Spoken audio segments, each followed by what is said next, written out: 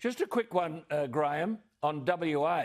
McGowan a mile in front to the point where he threatens to completely wipe out the Liberal Party. But has he blundered by flagging the extension of the state's border controls beyond the pandemic? McGowan originally said, well, we could maintain them into the future to curtail the flow of illegal drugs. Now, I don't know anything about this 32-year-old Zach Kirkup, but he certainly made a telling response to the McGowan thought bubble when he asked, was the Premier suggesting that people trying to return home or people who might be visiting WA should be treated the same as meth dealers?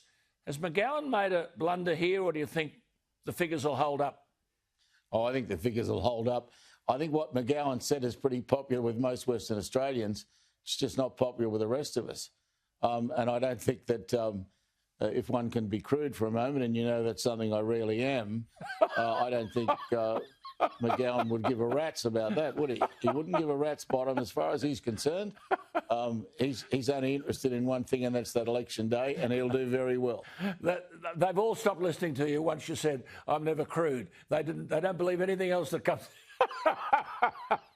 Well, I tell you what, I do think, and it's interesting that Saturday week, the election, I do think this Kirkup, I mean, 32, you give me a break. But nonetheless, when he said there is a risk if a party controls both houses of Parliament, then you get a one-party state. I think a few Liberals might drift back to Kirkup as a result of that fear, but we'll be able to have a yarn about that next week. Good to talk to you. Looking flash.